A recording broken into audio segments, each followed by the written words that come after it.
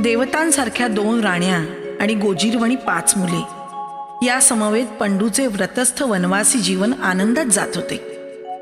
एके दिवशी दुपारी जवळच्या सरोवरात माद्री पाणी भरत असता पंडूने पाण्याचा घडा कमरेवर ठेवायला मदत केली.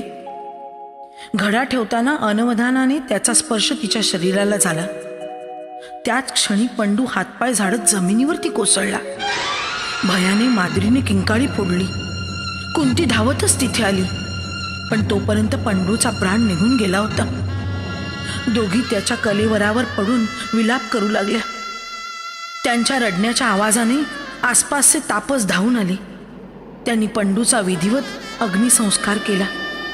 सारे चितेच्या भोवती उभे असतानाच माद्रीने चितेत प्रवेश केला. माद्री सती गेली. 3 दिवसांनी वेदमंत्रांनी शुद्ध केलेल्या पंडू व माद्रीच्या अस्थी 2 मातीच्या कलशात भरून तापस कुंतीकडे घेऊन आले. पंडू आणि माद्रीचे अस्थि कलश घेऊन कुंती पांडवांसह सगळे तापस हस्तिनापुरात परत आले. कुंतीने 5ही पुत्रांसह भीष्माचार्यांच्या पायावरती डोकं ठेवून नमस्कार केला. भीष्मांनी 5ही मुलांना जवळ घेतले. कुंती व पांडवांना घेऊन ते पंडूच्या महालात आले. भीष्मांनी पांडवांवर राजपुत्रांना योग्य असे सगळे उपनयनादी वैदिक संस्कार करवले. पांडव राजवाड्यात लवकरच रुळले. मात्र धृतराष्ट्राचा सर्वात मोठा पुत्र दुर्योधनाला पांडवांचे आगमन आणि राजवाड्यातील वास्तव्य अजिबात आवडले नाही. त्याचा मामा शकुनी त्याला नेहमीच प्रोत्साहन दे. पांडव मुळातच बुद्धिवान आणि चपळ असल्याने प्रत्येक खेळात त्यांची सरशी होई. भीम स्वभावताच आडदांड आणि हूड असल्याने आपल्या चुलत भावांशी त्याची दंगा मस्ती मारामारी सतत चालू असे. हे सगळे बालसुलभ दांडगाईचे खेळ दुर्योधनाला मात्र प्रतिस्पर्ध्याचे डावपेच वाटायचे आणि त्याचा पांडव द्वेष उफाळायचा. पांडवांवर मात करायची असेल तर भीमाचा काटा मार्गातून काढला पाहिजे असं दुर्योधनाच्या मनानं घेतलं आणि अन्य तिघांच्या विचाराने योजना तयार झाली. दुर्योधनाने धृतराष्ट्राकडून वनविहाराची आणि जलविहाराची परवानगी मिळवली.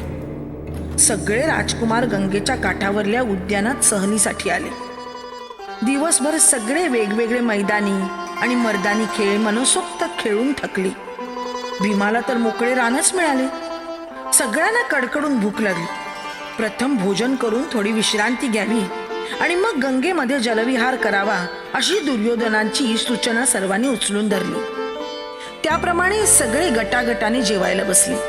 आधीच ठरल्याप्रमाणे दुर्योधन भीमाला त्याच्या भावंडांपासून जरा दूर एका बाजूला घेऊन जेवायला बसला आणि आग्रह करकरून घास भरवू लागला. मनात कुठलीच शंका नसल्याने भीम सुद्धा मजेत भरपूर जेवत राहिला. अन्नात विष कालवलेले आहे याची त्याला कल्पनाच नव्हती. विश्रांती संपवून सगळे नदीत खेळायला उतरले, पण भीमाला अगदी अनावर झोप येऊ लागली. विषाने आपला प्रभाव दाखवायला सुरुवात केली होती. तो नदी काठावरती तसाच झोपला. बाकी पांडवांना दुर्योधनाच्या भावांनी ठरल्याप्रमाणे खेळात गुंतवून त्या जागेपासून भरपूर दूर नेले. दुर्योधन आणि दुःशासनाने वेलीने भीमाचे हातपाय बांधले आणि त्याला खोल पाण्यात सोडून दिले. त्यांनी अंधार पडेल म्हणून घाईघाईने सगळ्यांना नगराकडे परत नेले. अंगात विष भिनल्याने भीम बेशुद्धावस्थेत खोल पाण्यातून थेट नागलोकात जाऊन कोसळला. नागांनी त्याला कडकडून दंश केले, पण नागांच्या विषाचा त्याच्या शरीरात भिनलेल्या विषावर उतारा होऊन तो शुद्धीवर आला. त्याने हातपाय सोडवून मोकळे करून घेतले. एवढ्यात आर्थक नावाचा महापराक्रमी सर्प नागराज वासुकीकडे आला. हा आर्थक नात्याने भीमाचा खापर पणजोबा, आजोबांचा आजोबा. त्याने भीमाला ओळखले आणि वासुकीला म्हणाला, नागराज, या बालकाला तो पिऊ शकेल इतके बलवर्धक अमृत पाजावे. मानव लोकांच्या रांजणा एवढे मोठे असे 8 कुंभ भीमाने एका दमात सहज पिऊन टाकले. त्यानंतर सलग 8 दिवस झोपून अमृत पचवले. तो उठल्यावर प्रसन्न होऊन वासुकी म्हणाला, वृकोदरा, या अमृतपानामुळे तुला आता 10,000 हत्तींचे बळ मिळाले आहे. कोणीही तुला शरीर सामर्थ्याने जिंकू शकणार नाही. वासुकीने भीमाला जिथे पाण्यात टाकले होते तिथे पोचवून दिले. 1 आठवडा उलटल्यावर भीम परत कुंती समोर येऊन उभा राहिला.